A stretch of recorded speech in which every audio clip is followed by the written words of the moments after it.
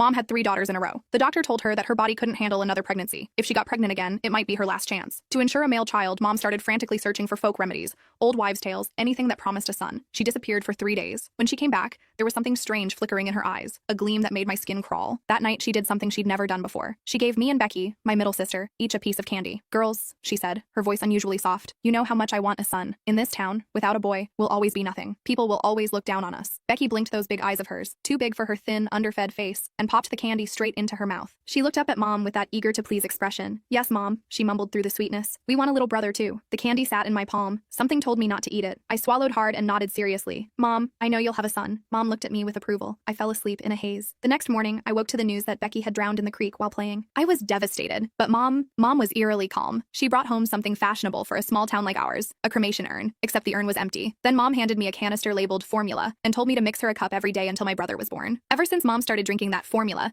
her belly grew bigger and bigger. Half the town said she was carrying twins. Others said the way her belly came to a sharp point meant it was definitely a boy. Mom couldn't stop smiling. "Just one baby," she'd say, beaming. "He's just big, well-nourished." The child really was enormous. Mom's belly swelled up like a watermelon, purple red stretch marks crawling up toward her chest. She was always complaining about how itchy those marks were, scratching at them until they looked even more horrifying. Raw, angry lines across her skin. Lately, as she got further along, she kept saying her belly felt hard as a rock. Whenever that happened, a cup of that formula would bring color back to her face and calm her down. She even stopped cursing at me as much. But the powder in that canister was running out. I told Mom there wouldn't be enough to last until the baby was born. Should we get more? The moment the words left my mouth, Mom's eyes locked onto me. After I cowered and trembled for a moment, she shook her head. "I'm going to stay at Grandma's for a couple days," she announced. I didn't dare argue. Even without her saying it, I knew. Mom was going to get more formula. Sure enough, when she came back, she said my youngest sister Sarah had been in a car accident. She brought home another empty urn. At the same time, she handed me a sugar canister. It was filled with that same fine, odorless powder. Nothing like milk formula at all. Following her instructions, I mixed the two powders together. I overheard her muttering to herself, "Good thing I kept the smaller one as backup. Otherwise, how would I feed my precious baby boy?" Every hair on my body stood on end, but I could only pretend I hadn't heard. Mom's labor was brutal.